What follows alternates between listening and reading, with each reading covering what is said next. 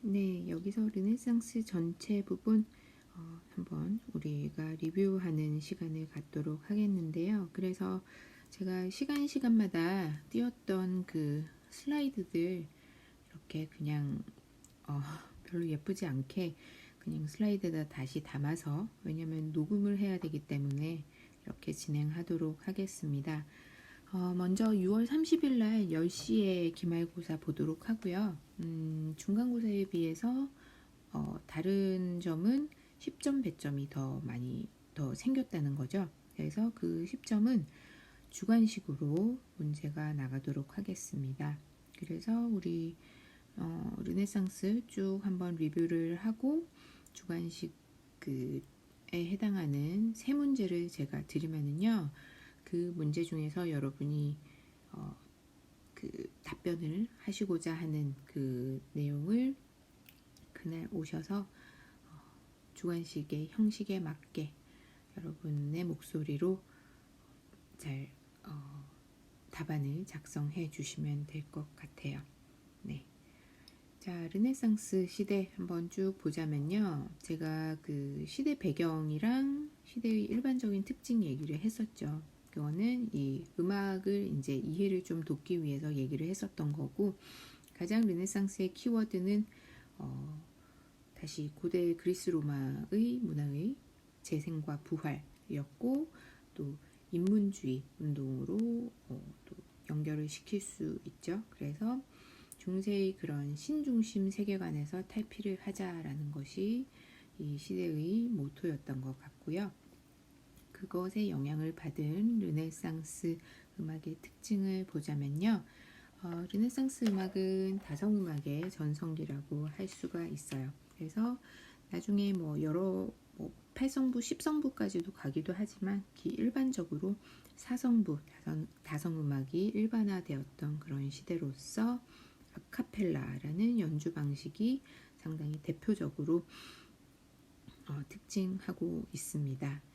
그래서 아카펠라의 그 무반주 합창 형식을 생각을 하시면 될 것 같아요. 아카펠라가 있었고, 그리고 음악의 텍스처를 잠시 보자면은 르네상스 초기에는 호모포닉한 그런 텍스처가 특징으로 있다가 나중에 후반기로 가면은 중반 이후로 가면은 폴리포니가 또 나오는데요.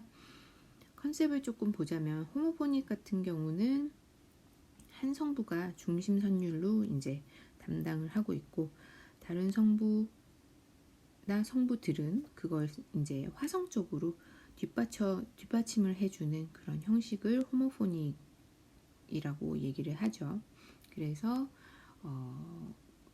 선율에 대한 반주 이런 구조를 생각을 하시면 될 것 같아요. 그리고 폴리포니는 다성음악적인 그런 형식을 얘기를 하죠. 독립된 각기 다른 선율을 가진 둘 이상의 성부로 이루어진 음악을 폴리포니라고 얘기를 하고요. 이 폴리포니는 여러 선율이 각각 다른 성부에서 서로 각각의 중요성을 가지고 연주가 되는 그런 경우를 얘기를 합니다. 그래서 호모포니는 화성학이랑 좀 연관을 두시면 될 것 같고, 폴리포니는 대위법이랑 연관을 두시면 조금 더 이해하시기가 쉬울 것 같아요. 그래서 이 특징으로 호모포니와 폴리포니의 짜임새가 르네상스에서 보였다라는 거 기억해 두시고요. 그리고 세 번째로 대위법과 모방법이 나왔죠. 대위법 같은 경우는 협화음과 불협화음의 그런 규칙에 관한 음악 이론을 얘기를 하는데요.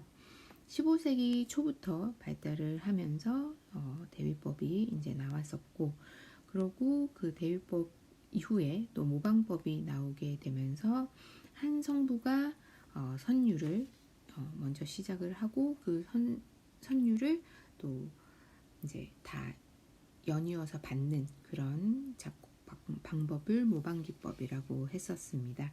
그래서 초기에 대위법이 이렇게 나와서 음악이 좀 복잡해지는 그런 양상이 보이니까 모방법이 또 나오면서 한 성부가 선율 하나를 이제 내고 그 선율을 또 받아서 가는 그런 모방법이 또 발전을 했던 그런 르네상스의 특징을 생각을 할 수가 있습니다.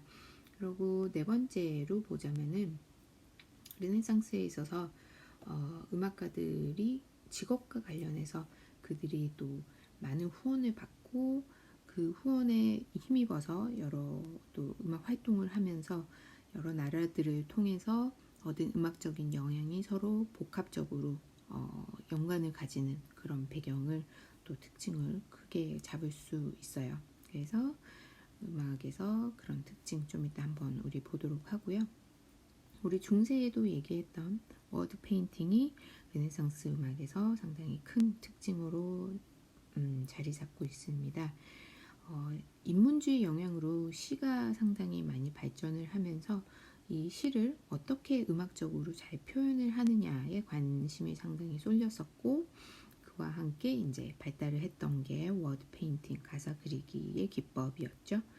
그리고 르네상스의 아주 큰 발명품이었던 그런 인쇄술이 발달을 하면서 음악적으로 또 악보가 또 이제 많이 출판이 되고 음악의 비약적인 발달을 또 이루었던 게 이 시대였습니다. 그리고 종교음악으로 나중에 넘어가서 종교개혁을 이루면서 신교가 나타나죠. 그 신교의 음악으로 코랄이 아주 특징적으로 나오고요.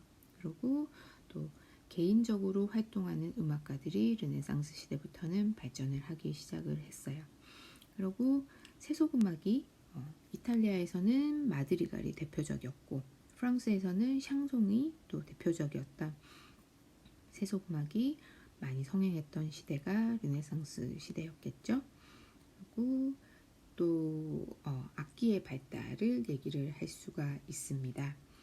마지막으로는 로마 악파, 베니스 악파. 우리가 오늘 르네상스 후반기를 하면서 베니스 악파까지 했었는데요. 베네치아 악파, 그런 악파들이 크게 보자면은 이 르네상스 시대에는 부르고뉴 악파가 르네상스 초기에 있었고요. 15세기에. 그리고 이제 플랑드르 악파, 네덜란드 악파라고 하기도 하죠. 하고 또 로마 악파, 그 다음에 베네치아 악파 이렇게 크게 4개의 악파들이 존재를 하고 있거든요. 나중에 우리 뒷부분 보면서 특징들 살펴보도록 하겠습니다. 네, 르네상스에 대한 이런 기본적인 특징들 여러분 염두에 두시고 이제 조금 더 자세하게 들어가자면은 우리 제일 먼저 했던 나라가 영국이었어요. 영국 같은 경우는 중세에서 영국 음악을 전혀 다루었지 않았기 때문에 먼저 시작을 해봤는데 중세에서 그만큼 배경이 없긴 했지만 15세기 영국 작곡가들이 대륙에서 활동을 하면서 대륙음악에 상당히 큰 영향을 미쳤다고 제가 얘기를 했었어요. 그 영향은 뭐였냐면은 3도나 6도의 그런 불완전 협화음을 자유롭게 사용을 했던, 그래서 여러분 영국 작곡가 리스닝으로 던스타블의 모테트를 그때 들어봤었는데요.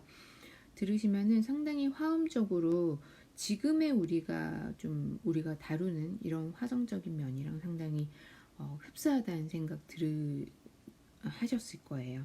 그래서 영국의 음악의 그런 특징이 15세기 초에 르네상스 초기에 있었는데요. 그러면서 이제 르네상스 사람들은 본인들이 이때까지 생각을 했던 그런 불완전한 음정들에 대해서도 가능성이 이제 많이 열렸었죠. 주로 1도, 4도, 5도, 8도 뭐 완전 음정에 조금 치우쳐 있고 아예 그거 아니면은 불협화음으로 갔던 그런 음악들이었는데 영국의 그런 사운드를 또 겪으면서 르네상스는 시작을 했고요. 그 중에서 영국의 특징이 잘 나타나는 그런 작곡 기법을 하나 소개를 했었는데 파버드니라는 작곡 기법이었죠.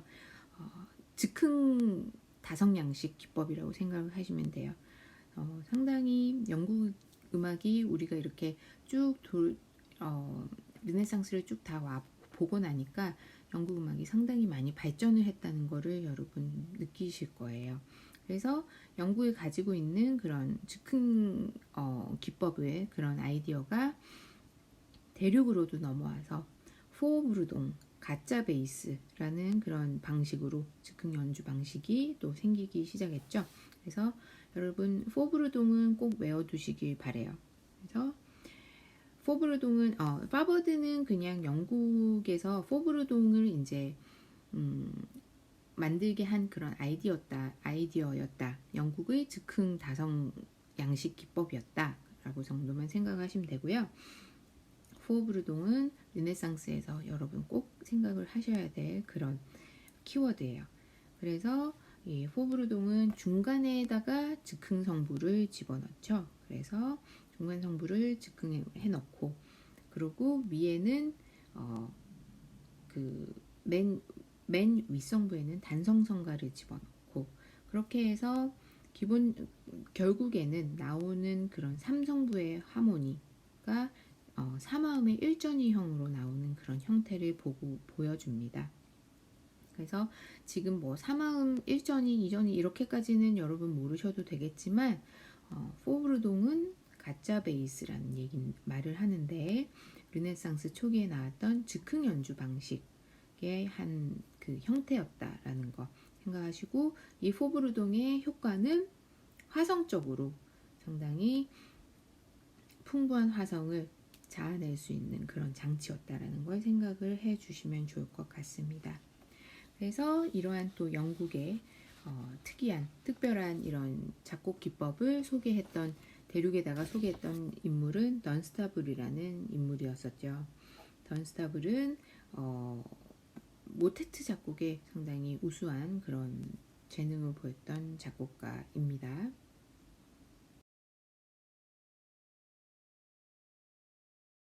네, 영국에서 이제 우리 부르고뉴 지역으로 넘어가도록 해볼게요. 이 부르고뉴 지역이 15세기에는 상당히 뭐든지 풍부했던 그런 지역이죠. 그래서 부르고뉴 공작들은 예술가들의 후원을 이제 아낌없이 했던 그런 또 장본인들이고, 그러다 보니까 당대 최고의 그런 예술가들이 이 부르고뉴 지역으로 다 모여들었었고요. 음악도 마찬가지였고, 그래서 15세기 부르고뉴 악파의 특징을 조금 보자면요. 일단 이 부르고뉴는 좀 전에도 얘기했듯이 모든 각 지역에 그런 예술인들이 모였던 것처럼 각 범세계적인 그런 음악 양식의 발전을 이루었던 그런 특징을 보입니다. 그래서 예를 들면은 이탈리아와 영국의 그런 음악적인 기법을 잘 동화시킨 그런 또 특징도 보이고, 아니면은 프랑스와 또 영국 음악의 삼화음적인 울림을 가지고 있는 그런 특징들을 또 잘 조화를 시키는 그런 움직임들이 이 부르고뉴에서 많이 나타났었어요. 시대적으로 보자면은 14세기 아르스노바가 되게 유행했었죠.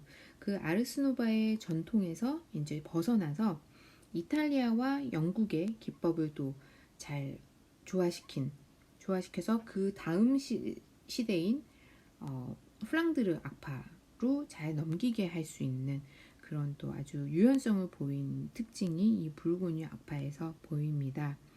그래서 영국을 제가 먼저 언급한 이유를 여러분이 여기서 아마 찾으실 수 있으실 거예요. 부르고뉴 악파의 특징으로 포브르동 작법을 사용을 했고, 그리고 영국에서 많이 사용을 했던 3도, 6도, 특히 3도에 기초한 그런 선율과 화성법을 부르고뉴의 악파가 또 특징적으로 가지고 있었어요. 또 프랑스의 우아하고 멜랑콜리한 그런 음정들을 많이 또 가지고 있었던 게, 그래서 결론적으로 보자면 이탈리아와 영국, 프랑스의 모든 음악적인 특징을 잘 섞어서 범세계적으로 잘 조화롭게 만든 그런 음악이 부르고뉴 악파의 음악이 아닌가 싶고요. 작곡가로는 귀욤 디파이랑 질르 뱅슈아, 디파이랑 뱅슈아가 있는데요. 디파이 잠시 보도록 할게요. 디파이 같은 경우는 작곡가로도 활동을 많이 했고 성직자로도 또 활동을 했어요. 그래서 세속음악과 종교음악 양쪽 분야에서 모두 다 작곡을 한 그런 작곡가인데요. 각 지역으로 많은 여행을 다니다 보니까 좀 전에 얘기했던 뭐 프랑스, 이탈리아, 영국, 부르고뉴 지역까지 모든 지역의 음악을 다 수용한 통이 아주 큰 그런 작곡가라고 할 수가 있습니다. 듀파이한테 가장 중요한 그런 장르는 미사였는데요. 미사에서 아주 중요하게 여러분 생각을 하셔야 될 게 정선율 미사죠. 정선율 미사는 그 미사 통상문의 각 부분을 갖다가 전체의 통일감을 주어서 이제 작곡을 하기 위한 그런 장치로 정선율을 사용을 한 그런 미사곡이에요. 그래서 통상문 전체에다가 하나의 정해진 선율을 테노르 성부에다가 고정을 시켜서 선율로 계속 사용을 하는 거예요.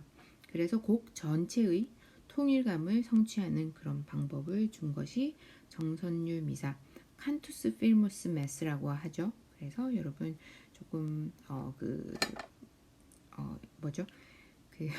의미도 좀 이해를 하시고 단어도 외워두시면 좋을 것 같은 정선율 미사 기억해 주세요. 그래서 이 정선율 미사에서 정선율은 뭐 기존의 그레고리안 챈트나 그런 성가에서 단선율을 가지고 올 거라고 생각을 했었는데 특이하게도 듀파이는 세속음악의 선율을 사용을 했었죠. 그렇고 당대 상당히 유명했던 무장한 남자라는 세속음악의 선율은 여러 작곡가들이 많은 곡에 걸쳐서 사용을 했던 그런 멜로디였다라는 거 우리가 예전에 봤습니다. 네, 지금 듀파이 하면서 15세기 그 종교음악에 대해서 보고 있어요, 여러분. 그러면서 미사곡 보고 있는데 왜냐면 듀파이는 종교음악과 세속음악을 같이 작곡을 한 사람이고 그리고 부르고뉴 아파 다른 사람으로서 뱅슈아 같은 경우는 세속음악에 주로 두각을 나타냈기 때문에 일단은 듀파이를 하면서 종교음악 먼저 보고 나중에 세속음악으로 넘어가는 그런 순서로 우리가 공부를 했었어요. 그래서 15세기 모테트 잠시 보자면요. 15세기 모테트에 있어서는 완전 탈바꿈된 내용이 있었어요. 그 이전 모테트에 비해서 보자면은 전래나 비전래 상관없이 무조건 라틴어 가사를 썼었죠. 그렇고 14세기에는 뭐 프랑스어나 라틴어의 이중 가사까지도 쓰면서 상당히 복잡한 양상을 보였었는데 15세기에는 라틴어 가사로 통일을 하고 그리고 같은 가사를 모든 성부에다가 같이 집어넣는 그런 뭔가 심플해지고 더 듣기 쉬워지고 부르기 쉬워지는 그런 양상으로 갔었죠. 아주 바람직하다고 생각해요. 그리고 양식적으로는 포브르동의 영향을 가지고 또 받아서 각 성부의 리듬 차이가 없어지는 그러니까 조금 더 화성적으로 더 조화로운 그런 모습이 이 모테트에서도 보였습니다. 단성성가의 선율을 차용을 했을 경우에는 테노르가 아닌 맨 윗성부인 수페리우스 성부에서 약간 변형을 해서 이제 작곡을 했던 그런 특징이 있고요. 가사는 마리아를 찬양하는 그런 내용으로 작곡을 많이 했었죠. 그래서 르네상스 같은 경우는 신 중심에서 인간 중심으로 많이 옮겨졌는데 제가 얘기를 했던 것이 그 신이 아닌 인간 중에서 가장 신과 가까운 그런 존재가 마리아였다고. 그래서 이 마리아를 찬양하는 그런 또 가사가 여기서 쓰여진 거라고 얘기를 드렸었어요. 기억나시죠? 예. 그렇고 이제 듀파이의 세속음악 샹송으로 넘어가도록 할게요. 샹송은 프랑스어로 된 다양한 종류의 노래, 모든 종류의 노래를 생각을 하시면 될 것 같아요. 그래서 15세기 샹송 하면은 프랑스 시에 붙인 모든 다성 음악이다 라고 생각을 하시면 되고요. 가사의 내용은 주로 사랑이 소재가 되었고 최상성부에다가 주섬유를 두고 그 아래는 주성부를 뒷받침해주는 반주 역할을 하는 그런 나머지 두 성부가 나오는 총 3성부로 이루어진 그런 형태가 샹송의 형태였습니다. 이 샹송도 이때도 세 가지의 형식이 있었는데 롱도, 비를레, 발라드 이렇게 있었고요. 듀파이는 총 60여 곡 샹송 중에서 롱도를 제일 많이 작곡을 했었어요. 리듬은 상당히 심플한 리듬을 쓰긴 했지만 그닥 규칙적이지 않은 불규칙적인 그런 리듬을 썼고요. 뱅슈아는 듀파이보다는 더 규칙적인 그런 샹송의 리듬을 쓰기는 했습니다.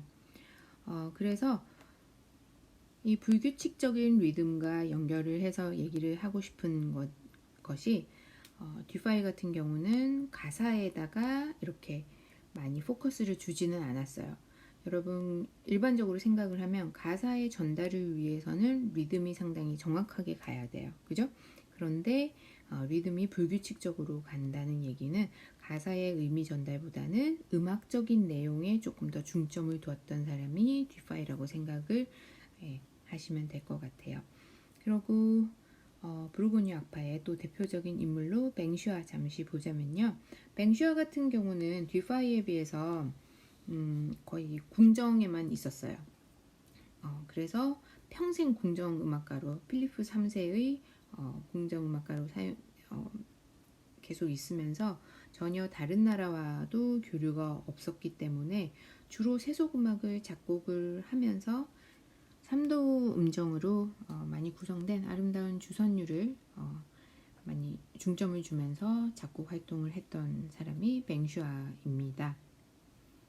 이렇게 부르고뉴 악파 특징 보고 듀파이랑 뱅슈아 잠시 봤는데요. 듀파이가 뱅슈아보다는 훨씬 더 많은 음악적인 일을 했어요.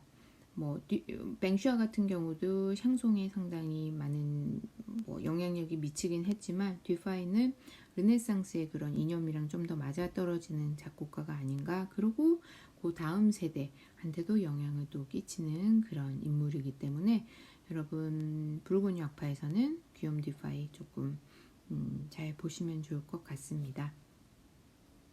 그래서 조금 더 첨가를 하자면 15세기 전반부 음악은 그 이전 시대의 전통을 상당히 가지고 있기는 하였지만 제가 소개를 제일 먼저 해드렸던 던스타블 같은 영국 작곡가들의 영향을 받았던 듀파이, 뱅슈아 같은 부르고뉴 악파의 작곡가들에 의해서 많이 변모가 되는 또 그런 양상이 보였죠. 그래서 양식적으로는 불완전 협화 음정, 특히 3도에 해당되는 음정을 많이 쓰고 또 호모포니에 가까운 그런 텍스처를 많이 사용을 하면서 소리가 상당히 조화롭게 잘 나오는 그런 특징을 보였고요.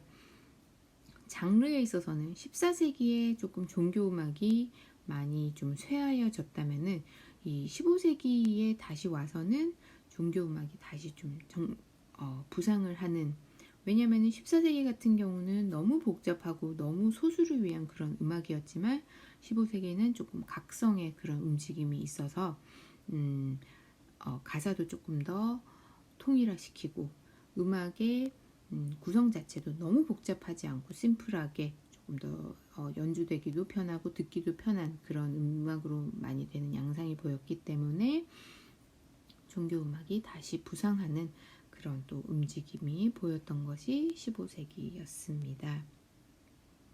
그래서 이 종교음악에 있어서 미사 통상문을 전체 작곡하는 그런 미사곡이 나왔었고 그거의 일환으로 정선율 미사, 칸투스 필모스, 정선율을 사용을 한 미사인 거죠.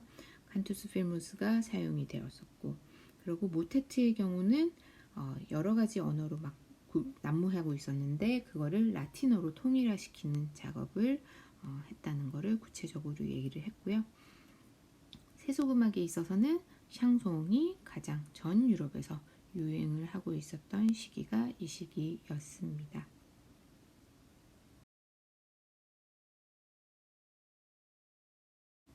중세와 르네상스 시대 음악적인 특징들 비교하는 거 여러분 기억을 해 두시면 앞으로 음악사 쭉 공부하시는 데 있어서 좋을 것 같아서 한번 얘기를 했었고요.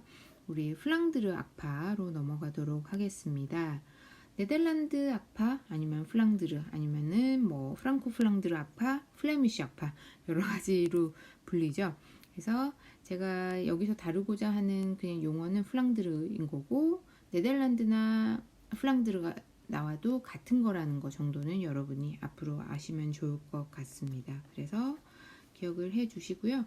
주로 1450년부터 1550년 정도를 얘기를 하는 그런 시대인데요. 이 플랑드르 악파의 음악적인 특징을 보자면은 음역이 상당히 넓어요. 그러고 정선율을 한 성부에만 쓰는 게 아니고 테노르 성부에만 썼었죠. 그런 게 아니고 여러 성부에다가 사용을 하였어요.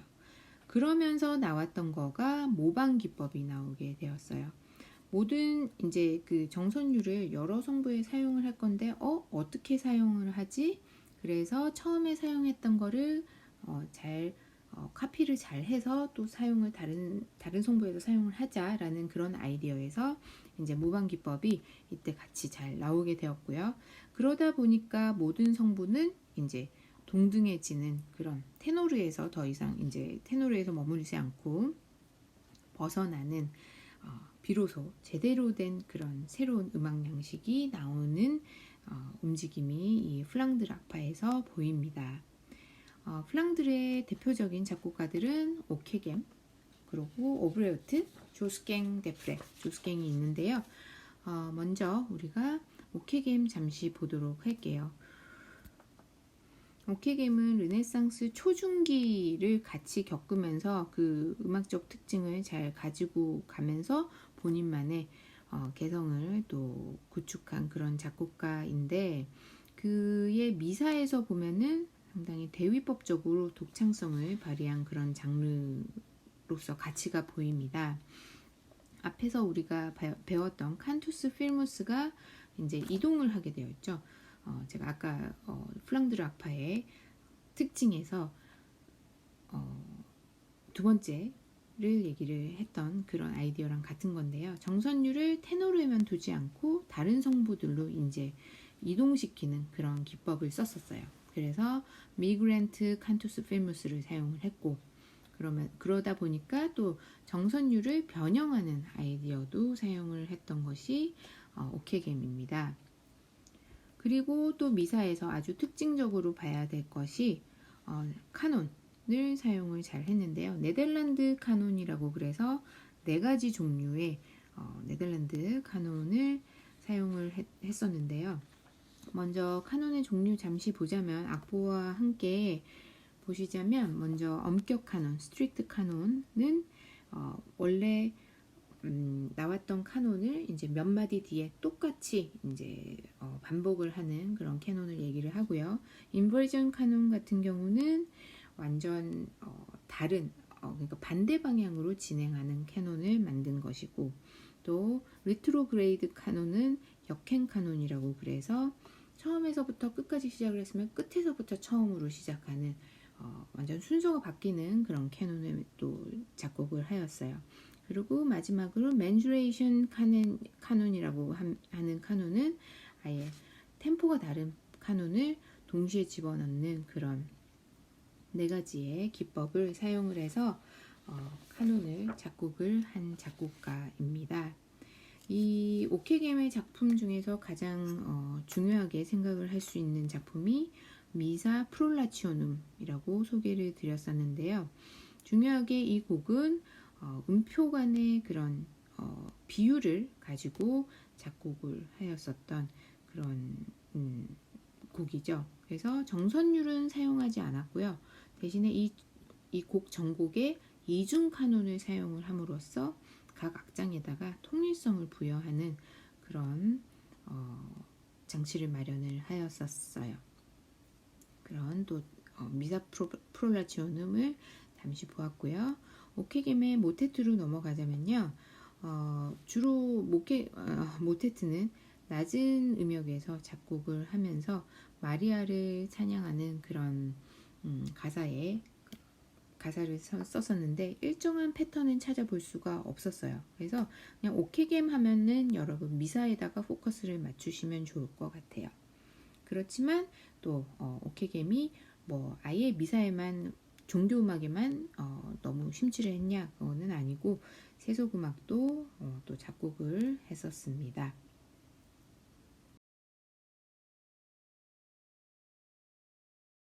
자, 플랑드르 악파 다음 작곡가로 오브레우트로 넘어가 보도록 할게요. 오브레우트 같은 경우는 다양한 유형의 또 작곡을 하면서 하였지만 종교음악에 주로 그의 음악적인 양식이 잘 나타났었는데요. 종교음악에서 나타난 특징을 보자면은 곡 전체의 화성을 상당히 고려를 한 작곡을 했었어요. 그래서 그 당시 아직까지도 선법이 기본적으로 가지고 있긴 했지만 선법을 현대의 그런 조성적인 그런 아이디어가 상당히 많이 나오는 사운드가 이 오브레우트의 종교음악에서 나타나요.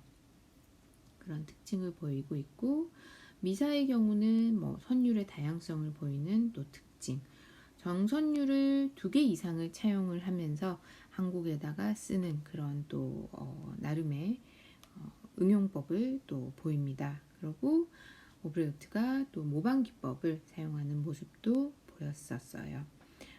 오브레우트에서도 미사 잠시 더 조금 깊게 보자면요. 미사에서 자유롭고 뭔가 변화가 많은 그런 정선율을 많이 썼었는데요.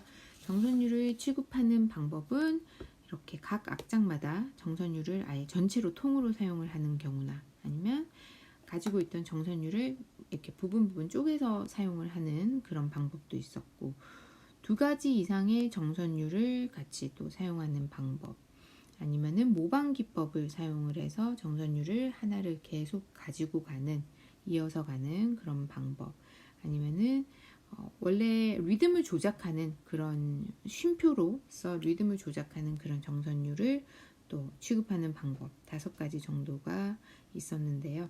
뭐 기본적으로 여러분이 생각을 하실 수 있는 건 그거죠. 가지고 있는 아이디어를 좀 더 응용하고 개발하고 아니면 그러면서 복잡화되고 또 아예 확 복잡해졌다가 또 아예 심플하게 다 없애져 버리는 그런 사이클이 계속 반복이 된다는 거 오브레우트 지금 이런 모습을 보시면서도 아마 여러분 예상하실 수 있을 것 같습니다.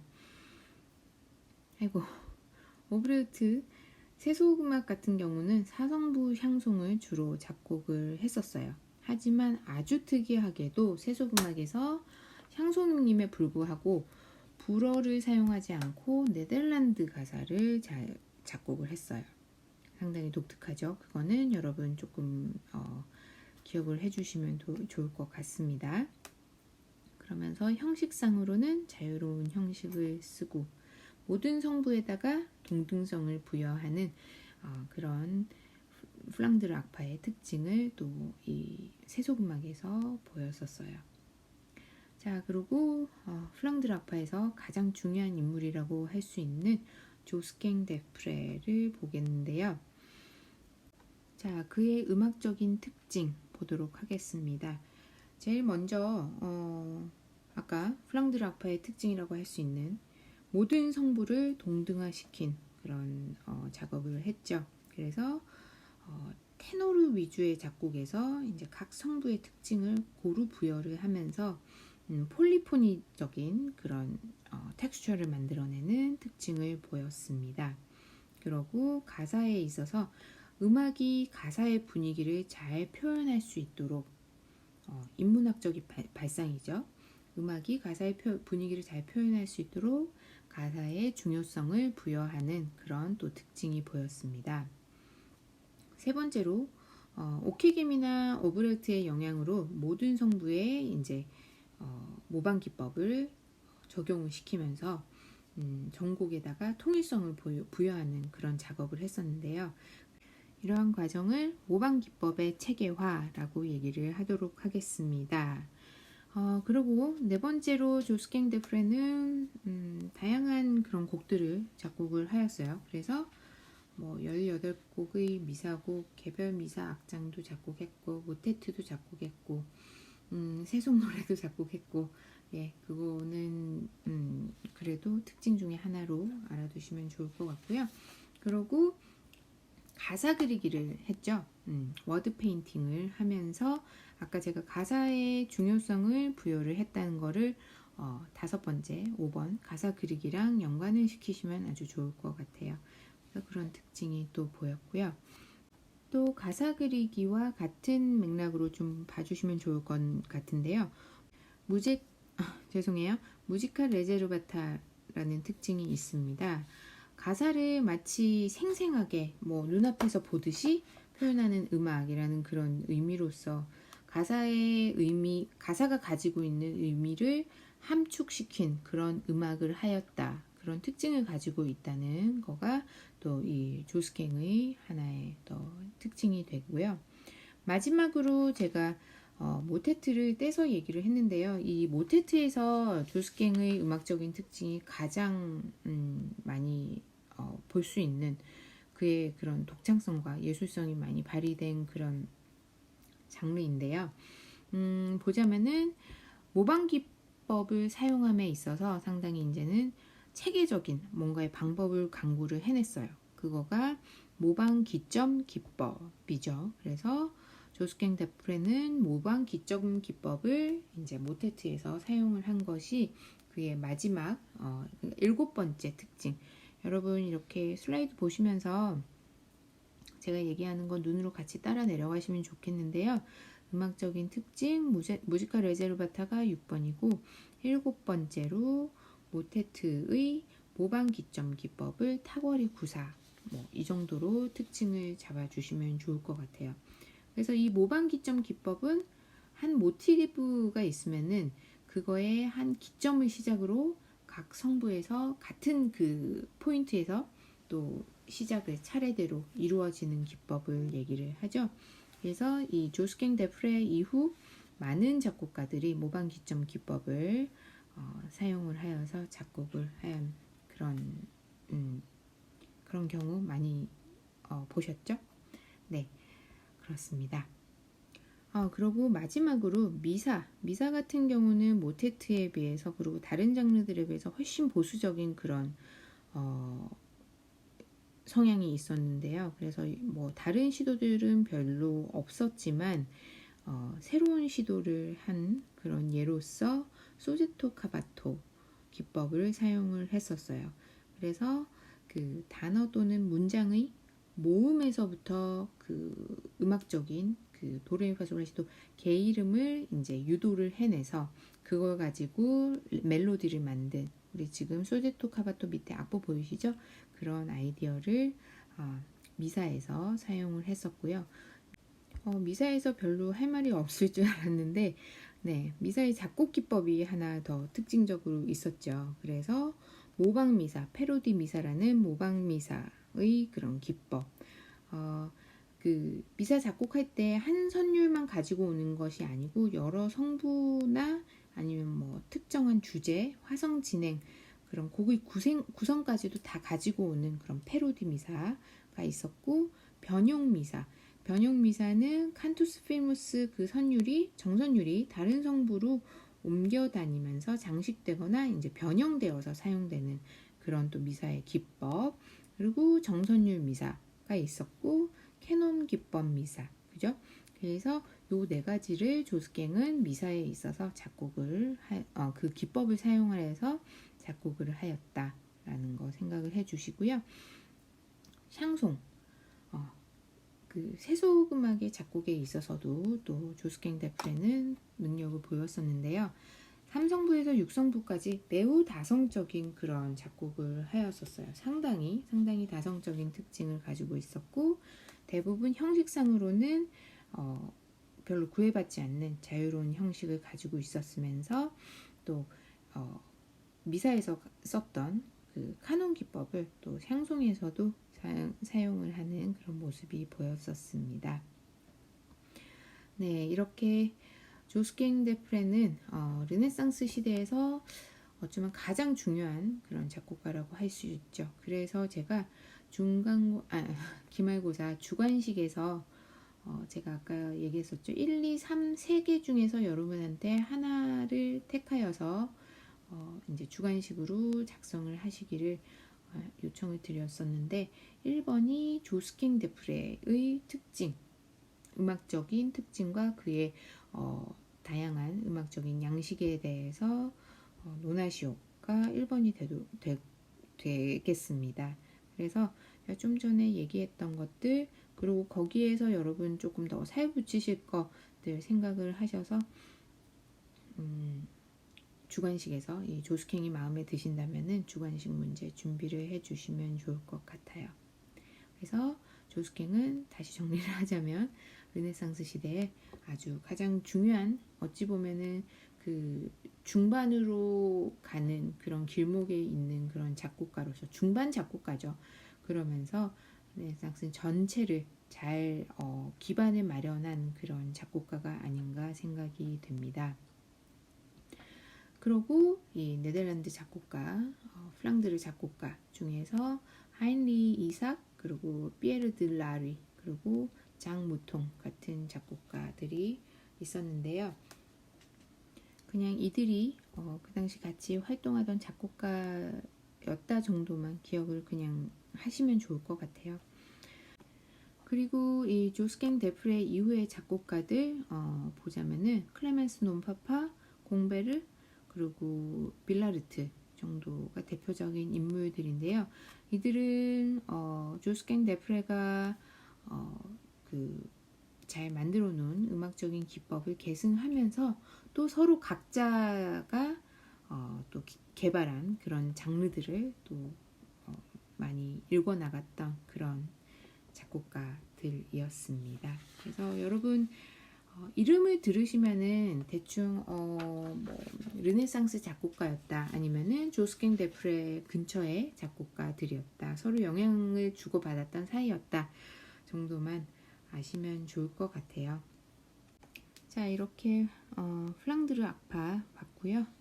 다음으로 넘어가도록 할게요.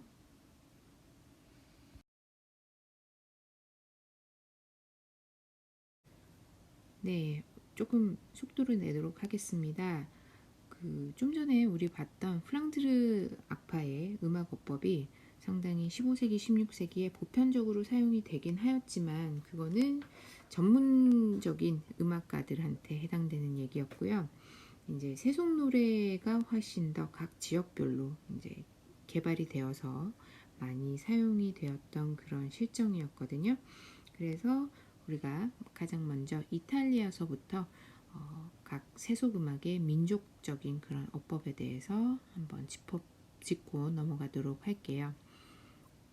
이탈리아는 세 가지의 라우다, 프로톨라, 마드리갈 세 가지 형태의 세속음악이 존재를 하였었는데요. 라우다 같은 경우는 상당히 종교적인 분위기를 많이 띈, 하지만 세속 선율에서 선율은 가지고 온 그런 특징을 보이는 아주 심플한 표현적인 그런 세속 음악이었고요. 프로톨라 같은 경우는 음악 반주와 함께 시를 낭송을 하는 그런 세속 노래를 얘기를 했었어요. 그래서 특징적으로 그 시를 이제 잘 전달을 하기 위해서 모든 성부가 같은 리듬으로 호모리드믹한 그런 특징을 가지고 있었어요. 그러고서 이 프로톨라가 이제 발전을 하여서 마드리갈로 발전을 하게 되는데, 이 이탈리아의 마드리갈은 가장 중요한 세속음악의 양식이 되겠죠. 제가 아까 프랑스의 샹송이랑 이탈리아의 마드리갈 얘기를 했었어요. 그래서 이 마드리갈로 인해서 이탈리아가 음악적인 주도권을 잡는다고 보실 정도로 상당히 중요한 그런 장르입니다.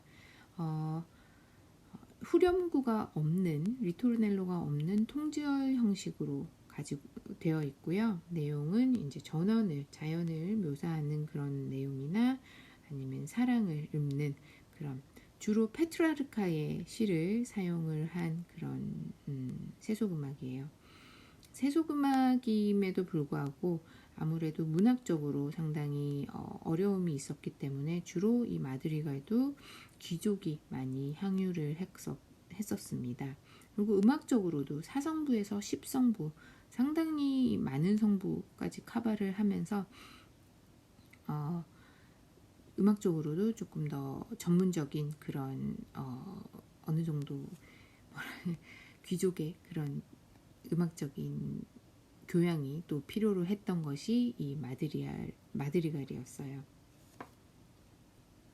그래서 초기, 중기, 후기의 마드리갈이 이렇게 발전이 되는데요. 마드리갈 하면은 여러분 생각을 하셔야 될 것이 이제 시와의 연관성. 그래서 시의 내용을 어떻게 표현하느냐가 이제 이 마드리갈의 가장 큰 목표였고요.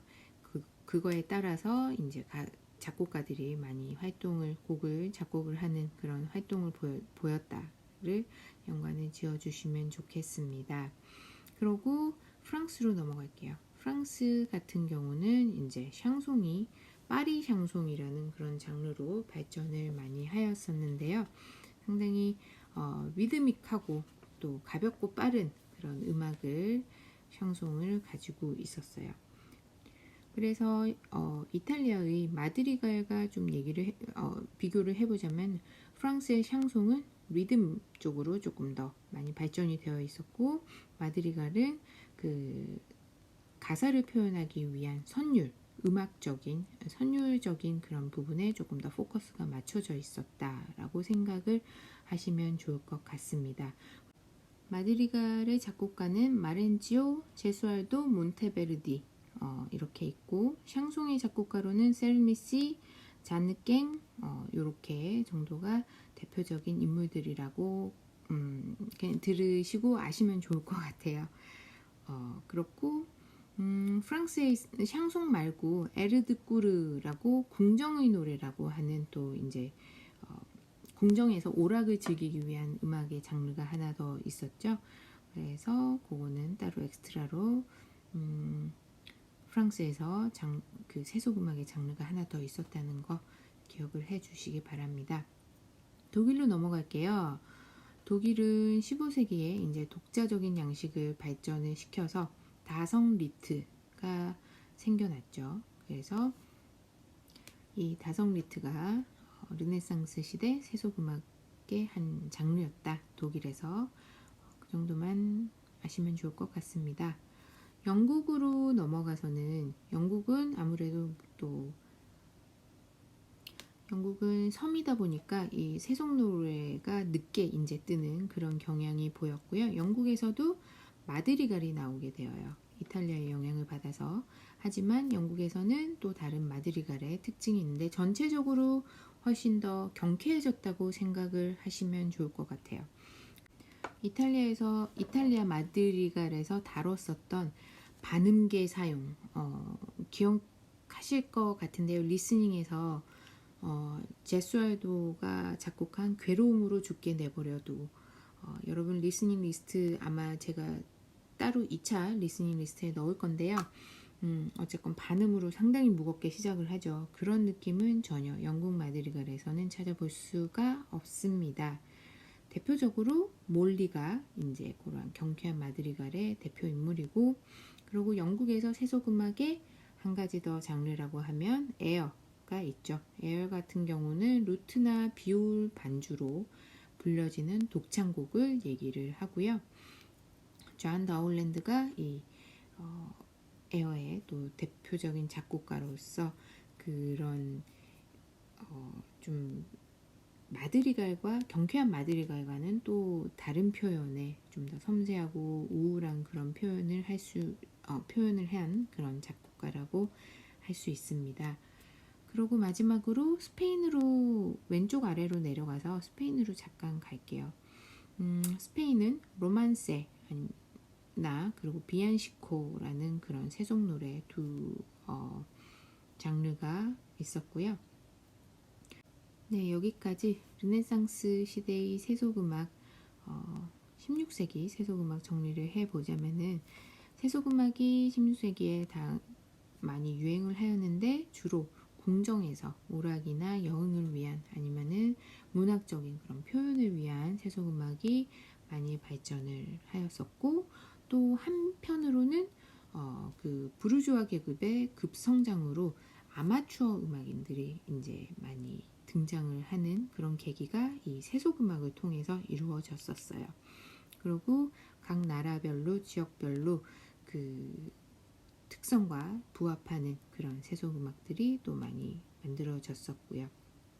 이탈리아 마드리갈 같은 경우에서는 각 지역별로 이제 이 마드리갈의 영향력은 이제 뻗쳤었고요. 그리고 거기에다가 더해서 이 마드리갈이 워낙에 발전을 하니까 이제 궁정에서는 연극에다가 독창이나 앙상블 같은 그런 마드리갈을 첨가를 하기 시작을 했죠.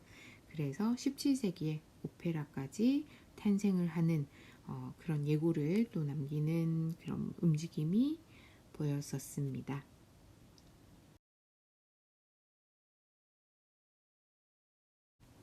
네, 16세기 세속음악까지 보았었고요.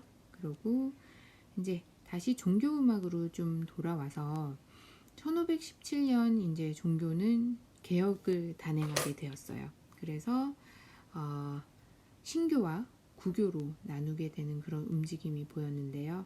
이 신교가 새로운 교회의 움직임이 나타나면서 음악도 그에 따르는 음악이 또 발전하게 되었었죠. 가장 먼저 독일의 루터교 음악 먼저 보도록 할게요. 이 종교 개혁을 이제 이끈 인물인 마틴 루터가 주창한 그런 음악적인 아이디어가 루터교 음악에 잘 나타나 있는데요. 일단은 회중들의 참여가 중요하다. 그렇고 신학 다음으로 음악이 중요하다라고 얘기를 하면서 음악 자체의 중요성을 부여하는 그런 움직임이 루터교 음악에서 일어났습니다. 그래서 생긴 중요한 그런 연주 방법이 코랄, 합창이라는 그런 연주법이 나타났었죠. 이 코랄은 루터교회 음악의 핵심이라고 할 수가 있고, 회중 찬송가, 우리가 흔히 말하는 찬송가의 그런 아이디어를 생각을 하시면 되겠어요. 여러 사람들이 참여를 해야 되다 보니까 또 코랄만의 그런 특징이 있죠. 그래서 한번 생각을 해봐 주시기 바라고요. 그러면서 이 코랄은 처음에 단성으로 시작을 해서 다성 코랄로 발전을 하게 됩니다. 그래서 아무래도 단성 코랄은 회중에 의한 그런 코랄이 가능한데 다성 코랄은 전문 합창단에 의한 그런 연주 형태가 생기게 되었고요. 다성 코랄의 양식들은 4가지 지금 보이시죠? 네, 4가지의 그런 기법들로 나누어져 있어요. 여기서 이 양식들의 발전 그 양상을 보자면은 조금 복잡한 데서 심플해지는 그런 구조를 보이죠. 그래서 16세기에는 뭔가 상당히 무반주의 단순한 리듬으로 그렇게 정립이 되었다가 17세기 코랄로 발전을 할 때는 회중들이 상성부를 하고 오르간이 반주를 하는 그런 형식으로 발전을 한 그런 특징을 보입니다. 그래서 여러분 여기서 꼭 뭐 다성 코랄의 어떤 양식들 생각은 안 하셔도 될 것 같고요. 이해를 하시고 16세기 코랄은 뭔가 조금 정리가 되었고 그 다음에 그게 17세기 코랄까지도 그래서 현재 우리가 찬송가를 부르는 그런 폼이죠. 교인들은 찬송가를 한 성부로 쭉 부르고 그 다음에 오르간이나 이제 악기들의 반주가 있는 그런 구조죠. 그래서 그런 모습이 17세기에 자리가 잡혔다라고 정도만 이해를 해 두시면 좋을 것 같습니다. 이 코랄이라는 형식에서 나타난 작곡 양식이 또 이제 코랄 모테트가 나오게 되어 있죠.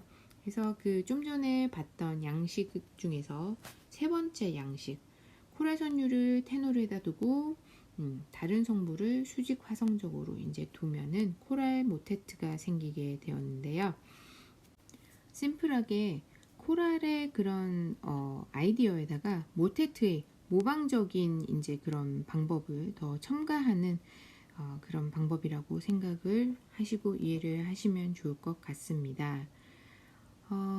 그래서 루터교의 음악 살펴봤고요. 그 다음에 칼뱅파의 음악으로 한번 넘어가자면은 루터에 비해서 칼뱅교의 그런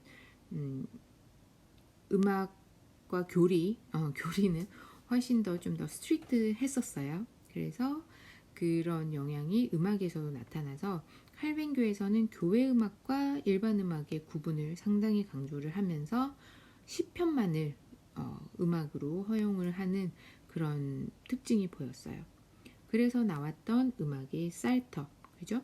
쌈이라는 시편에서 만든 음악, 시편서라는 음악으로 살터라고 부르는 음악이 나왔었습니다. 그래서 이 살터는 칼뱅파 음악의 핵심이었었고요. 특징으로는 순차 진행을 하는 선율, 단순하고 실라빅하며 악기가 없는 모든 것이 그 엄격한 교리 안에서 음악적인 특징도 움직인다고 생각을 하시면 될 것 같아요. 그래서 칼뱅교는 그러한 음악적인 특징을 보이고요. 영국이 조금 얘기할 게 몇 가지가 있는데 영국 같은 경우는 서비스와 앤섬으로 음악을 나누게 됩니다. 그래서 서비스는 미사에 해당이 되고요. 앤섬은 모테트에 해당된다라고 이해를 하시면 될 것 같아요. 그래서 이 서비스에는 또 그레이 서비스와 숏 서비스가 있는데 그레이 서비스는 상당히 대위적이고 멜리스마틱한 그런 양식을 가지고 있고 숏 서비스는 단음절적이고 화음적인 양식을 가지고 있습니다. 그리고 앤썸 같은 경우는 영어로 된 다성 작품인데, 그러니까 모테트를 영어 가사로 썼다고 생각을 하시면 될 것 같아요. 그죠? 그래서 풀 앤썸은 완전 앤썸이라고 부르는 풀 앤썸은 대위법적이고 반주가 없는 성가대를 위한 아주 규모가 큰 그런 앤썸이고 운문 앤썸, 브레스 앤썸은 기악 반주를 가지고 있죠. 오르간이나 비올 반주를 하는 그리고 곧 독창과 합창의 교대를 가지고 있는 그런 앤썸을 얘기를 합니다. 이 풀 앤썸이랑 브레스 앤썸은 둘 다 그 곡의 뭐라 그래야 되죠? 그런 물리적인 규모는 둘 다 큰 편이에요. 그런데 이제 풀 앤썸은 이제 곡의 길이상 봤을 때 풀 앤썸이 조금 더 긴, 더 큰 규모의 앤썸이라고 음악이라고 생각을 하시면 될 것 같아요. 네, 이렇게 해서 우리 신교의 음악을 살펴보았고요. 구교로 넘어갈게요.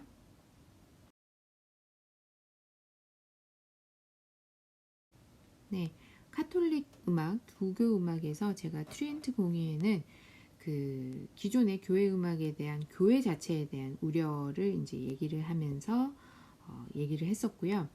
그렇게 교회와 교회 음악에 대한 반성과 자각의 목소리가 이제 커지면서 이제 뭔가 음악적으로 많이 달라지는 게 보였었는데 대표적인 인물 팔레스트리나로 넘어갈게요. 넘어가기 전에 죄송합니다. 작곡가들이 이제 뭔가 우리가 다르게 좀 트라이를 하자 해서 순차 진행을 많이 썼고 또 완만한 선율을 사용을 하면서 리듬 자체는 상당히 단순하고 형식도 규칙적인 형식 모방 기법을 사용은 하지만 가사 전달이 잘 되게 배려를 하는 그런 움직임도 보였고 반음계 사용은 되도록이면 피하는 그런 전체적인 움직임이 있었다는 것을 이해를 해 주시고요. 그 대표적인 인물로 팔레스트리나를 얘기를 해보자면요. 팔레스트리나는 다성 종교음악의 표본이라고 얘기가 되고 상당히 종교음악은 그의 음악은 심각하고 보수적이면서 또 객관적인 그런 특징을 가지고 있어요. 팔레스트리나가 되게 포커스를 맞췄던 거는 가사와 음악과의 조화를 상당히 중요시 여겼었습니다.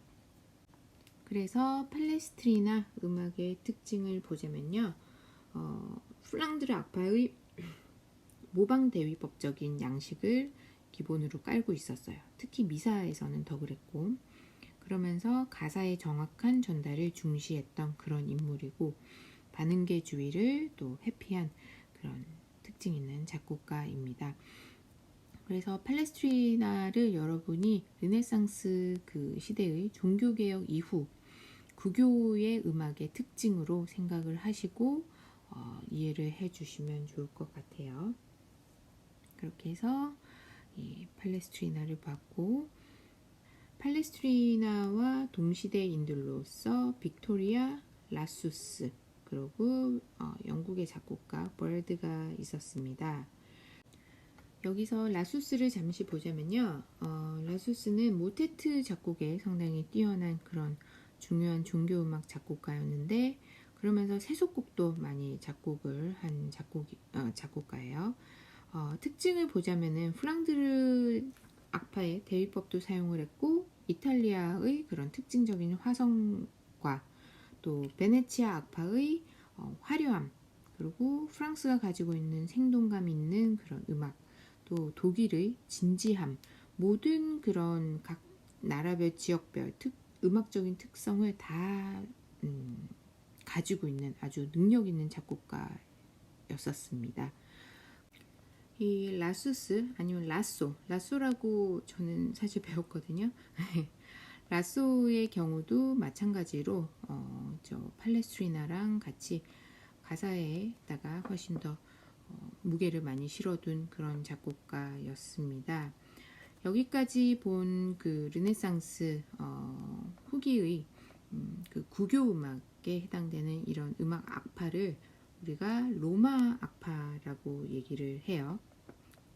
그래서 르네상스 구교 음악의 특징과 로마 악파의 특징을 여러분이 잘 연결시키는 것이 또 중요한 일일 것 같아요. 그래서 한 번만 더 짚고서 넘어간다면은 로마 악파의 대표적인 인물로는 팔레스트리나랑 라쏘 정도 기억을 해 주시고요. 이들의 특징으로 순차 진행을 하는 멜로디, 심플한 리듬, 그리고 아주 규칙적인 형식, 가사 전달에 치중을 한 포커스를 맞춘 모방 기법, 그리고 웬만하면은 사용하지 않는 반음계 정도를 로마 악파의 특징으로 잡고 기억을 해주시면 좋을 것 같아요.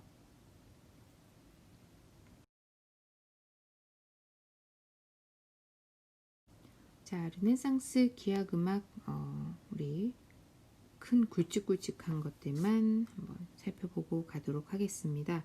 악보뿐만이 아니고 기악기의 그런 사용과 관련된 여러 악기 정보를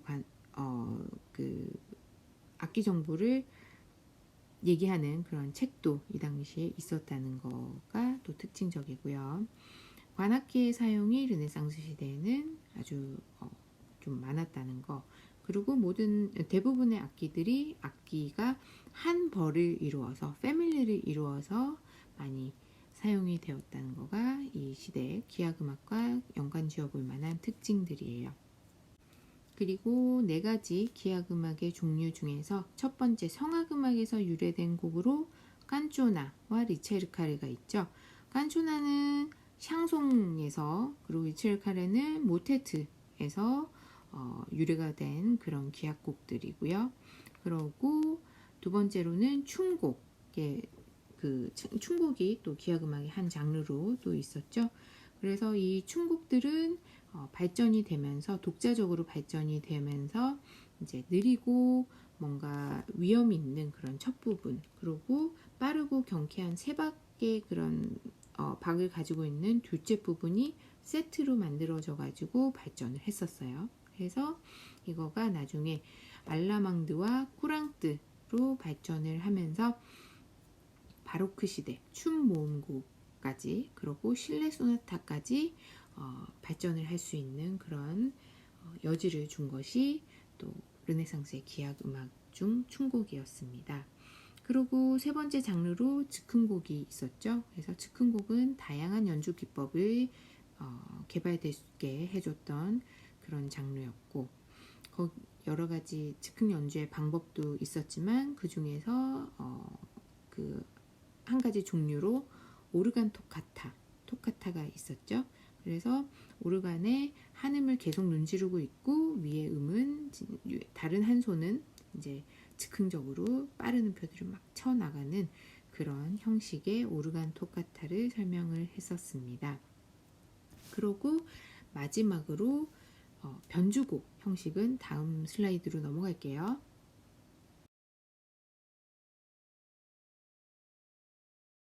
네, 기악음악의 마지막 장르로 변주곡 양식이 있었죠.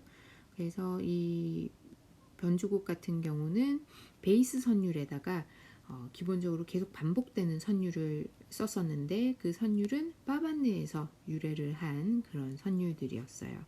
그래서 그런 특징이 있었고, 주제는 이 변주곡의 주제인 만큼 상당히 딱 각인이 될 수 있는 그런 심플한 그런 멜로디여야겠죠. 짧고 단순하고 분명한 악절로 되어 있는 그런 선율로 변주곡이 이루어져서 이 변주곡의 작곡 양식은 오늘날까지도 아주 다양하게 쓰이는 그런 모습을 보입니다. 제가 한 가지 빼먹었는데 그 르네상스 악기들 얘기를 하면서 관악기가 가장 많이 쓰였고 건반악기로 가서요. 기존에 워낙에 발달이 되어 있었던 오르간이 있었고 오르간과 함께 또 나왔던 악기가 챈발로였죠. 건반악기 중에서 이 챈발로는 클라비코드와 합시코드로 나누는데 지금의 피아노와 같은 메커니즘으로 가는 악기는 클라비코드, 그리고 나머지 악기들은 이제 여러 가지 이름으로 해서 합시코드라고 부른다. 네, 그 정도 제가 얘기를 했었죠. 그리고 현악기에서는 그 당시 가장 유행했던 악기가 루트였다 정도 여러분 기억을 해주시면 좋겠습니다. 다음 마지막으로 베니스 악파로 잠시 넘어가서 오늘 한 분량이니까 여러분 기억하시기가 훨씬 더 좋으실 거예요. 그 로마 수도인 로마와 이제 양대 산맥을 이루었던 지역으로서 이 베네치아는 상당히 부유했었죠.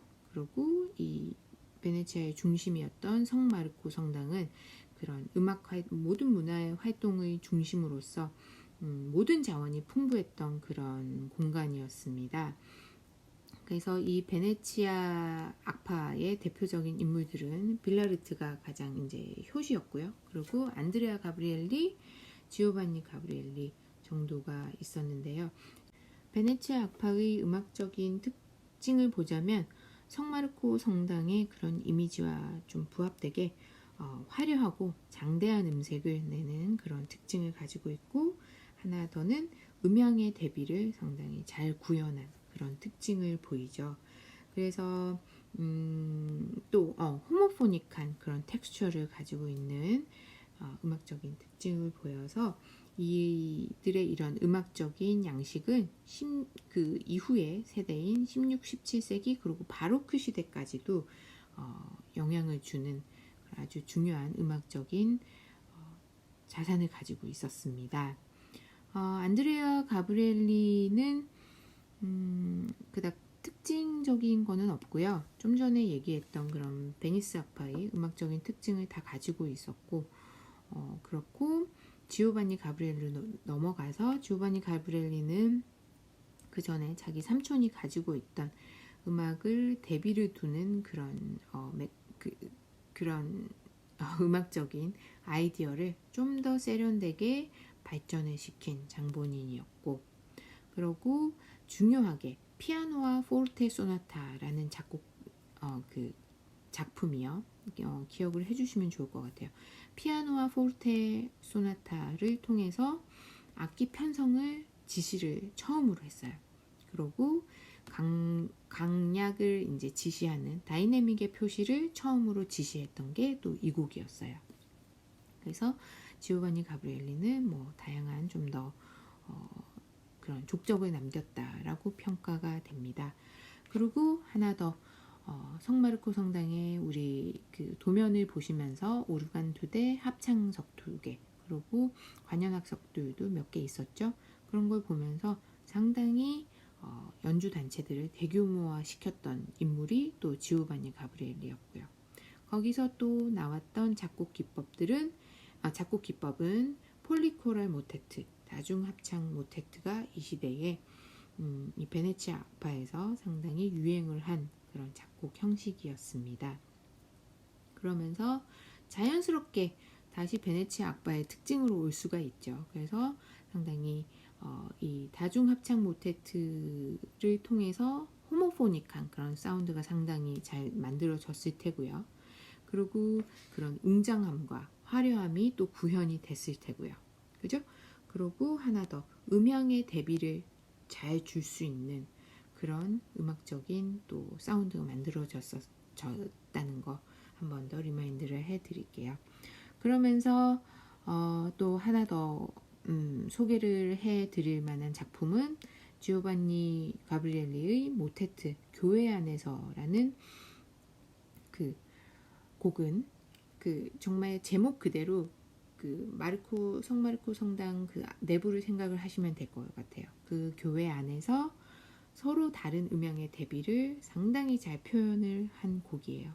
그래서 이 곡은 그 다음 세대의 바로크 시대의 콘체르타토 양식의 근원을 마련한 그런 중요한 또 음악이 또 남게 되었습니다. 네, 이렇게 해서 르네상스 시대 전체적으로 한번 아주 짧은 시간에 우리가 한번 쭉 훑어봤고요. 제가 오늘 요 슬라이드들 쫙 플레이하면서 중간에 뭐 사실 작곡가들이 많이 나오거든요. 그리고 또 생소한 그런 용어들도 많이 나오는데 제가 강조하는 것들은 여러분들께서 꼭 숙지를 좀 해주시길 바라고, 작곡가들 같은 경우 이런 사람이 르네상스 근처에 있었겠지라는 정도로 알아두시면 되는 작곡가들이 상당히 많았었어요. 예. 그래서 그렇게 조금 가감하실 거를 생각을 하셔서 공부를 하시면 좋겠습니다. 그리고 마지막으로 리스닝, 상당히 이번에 곡도 많죠. 다행히 조금 이렇게 구분을 할 수 있는 그런 범위들이 그래도 많아지긴 했는데, 왜냐하면 기악기가 종류가 많이 들어가면서 그렇게 됐죠. 그래서 종교음악, 세속음악에서 또 기악음악, 이렇게 크게 세 분류로 나눠서 여러분 들어보시면서 하시면 좋을 것 같은데, 제가 총 29곡 중에서 한 15곡 정도로 다시 좀 내로다운을 할 생각이에요. 그래서 그 리스트를 같이 우리 대화방에다가 띄우도록 하고요. 그 안에서 한 15곡 정도의 그 리스트 안에서 다시 10곡이 나온다고 생각을 하시면 되겠습니다. 기억하시겠는지 모르겠지만 리스닝 같은 경우는 제가 여러분 이렇게 별 의미 없이 그냥 그 제목을 그냥 외우고 쭉쭉쭉쭉 작곡가와 음악 양식을 다 쓰라고는 주문하지 않아요. 그 곡과 관련된 양식이 중요하면은 그 양식을 제가 요구를 할 것이고, 그리고 그 시대에 아니면 그 장르에서 중요한 그런 작곡가면은 그 곡을 들으면서 작곡가를 요구를 할 거예요. 그리고 또 뭐 혹시라도 작곡 기법을 제가 또 요구를 할 수 있겠죠.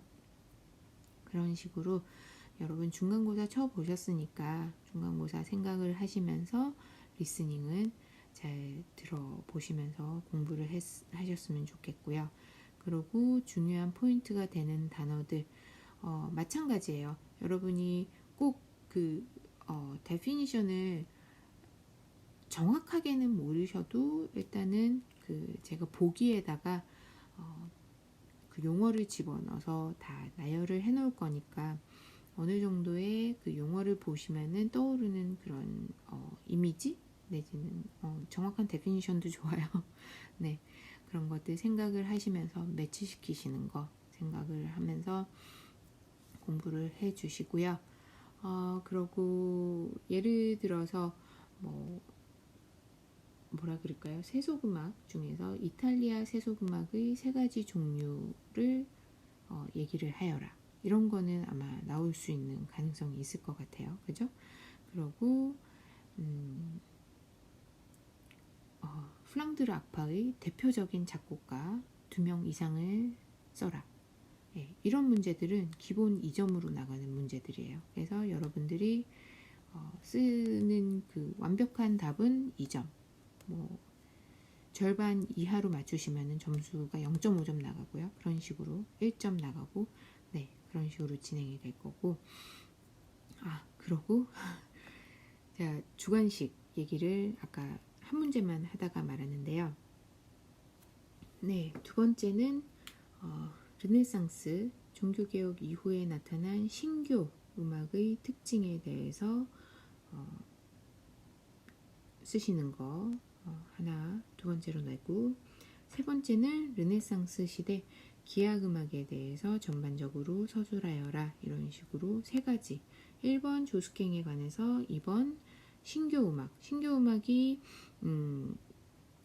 루터 음악이랑 칼뱅 교랑 그리고 영국의 음악이 있었죠. 그래서 이 세 가지 음악을 생각을 하시면서 써주시면 되겠고요. 그리고 기악음악, 르네상스 기악음악의 전반에 대해서 제가 기악음악이 그닥 이 르네상스에서는 물론 중요하긴 하지만 많이 발전된 부분이고 중요하긴 하지만 그렇게 설명이 많지는 않았어요. 기악음악의 뭐 4가지 작법 정도만 조금 더 포커스를 맞추긴 하였는데 기악음악을 이 주관식에다가 쓴 이유는 그 다음 시대, 이제 여러분 배우실 바로크나 고전, 낭만 시대까지 이제는 기악음악이 정말 더 비중을 많이 차지하거든요. 본격적으로.